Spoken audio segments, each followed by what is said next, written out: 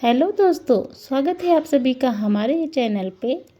Friends, आज हम आप लोग को सुनाने वाले हैं एक और प्यारी सी कहानी। अगर आप लोग हमारे चैनल पे नए हो तो प्लीज़ सब्सक्राइब कर लीजिएगा। तो चलिए स्टार्ट करते हैं। एक सेठ जी बहुत ही दयालु थे, धर्म कर्म में यकीन करते थे। उनके पास जो भी व्यक्ति उधार मांगने आता वे उसे मना नहीं करते थे। सेठ जी मुनीम को बुलाते और कहते, उधार मांगने वाला व्यक्ति से पूछते कि भाई तुम उधार कब लौटाओगे, इस जन्म में या फिर अगले जन्म में। जो लोग ईमानदार होते वो कहते, सेठ जी हम तो इसी जन्म में आपका कर्ज चुकता कर देंगे। और कुछ लोग जो ज़्यादा चालाक व बेईमान होते वे कहते, सेठ जी हम आपका कर्ज अगले जन्म में उतारेंगे। अपनी चालाकी पर वे मन ही मन खुश होते कि क्या मूर्ख सेठ है, अगले जन्म में उधार वापसी की उम्मीद लगाए बैठा है। ऐसे लोग मुनीम से पहले ही कह देते कि वो अपना कर्ज अगले जन्म में लौटाएंगे। मुनीम भी कभी किसी से कुछ पूछता नहीं था,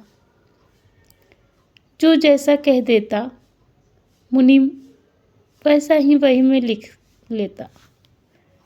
एक दिन एक चोर भी सेठ जी के पास उधार मांगने पहुंचा। उसे भी मालूम था कि सेठ अगले जन्म तक के लिए रकम उधार दे देता है। हालांकि उसका मकसद उधार लेने से अधिक सेठ की तिजोरी को देखना था। चोर ने सेठ से कुछ रुपए उधार मांगे।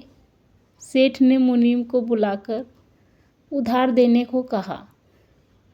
मुनीम ने चोर से पूछा, भाई इस जन्म में लौटाओगे या अगले जन्म में? चोर ने कहा, मुनीम जी मैं यह रकम अगले जन्म में लौटाऊंगा। मुनीम ने तिजोरी खोलकर पैसे उसे दे दिए। चोर ने भी तिजोरी देख ली और तय कर लिया कि इस मूर्ख सेठ की तिजोरी आज रात में उड़ा दूंगा। वो रात में ही सेठ के घर पहुंच गया और वहीं भैंसों के तबेले में छिपकर सेठ के सोने का इंतजार करने लगा। अचानक चोर ने सुना कि भैंसें आपस में बातें कर रही हैं और वह चोर भैंसों की भाषा ठीक से समझ पा रहा है। एक भैंस ने दूसरी भैंस से पूछा, तुम तो आज ही आई हो ना बहन? उस भैंस ने जवाब दिया, हाँ आज ही सेठ ने तबेले में आई हूँ। सेठ जी का पिछले जन्म का कर्ज उतारना है और तुम कब से यहाँ हो? उस भैंस ने पलटकर पूछा तो पहले वाली भैंस ने बताया, मुझे तो 3 साल हो गए बहन। मैंने सेठ जी का कर्ज लिया था यह कहकर कि अगले जन्म में लौटाऊंगी। सेठ से उधार लेने के बाद जब मेरी मृत्यु हो गई तो मैं भैंस बन गई और सेठ के तबेले में चली आई।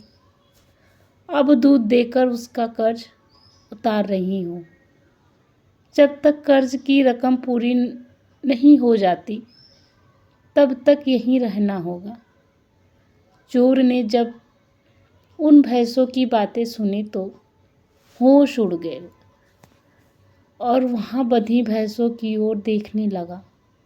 वो समझ गया कि उधार चुकाना ही पड़ता है, चाहे इस जन्म में या फिर अगले जन्म में उसे चुकाना ही होगा। वह उल्टे पांव सेठ के घर की ओर भागा और जो कर्ज उसने लिया था उसे फटाफट मुनीम को लौटाकर रजिस्टर में अपना नाम कटवा दिया।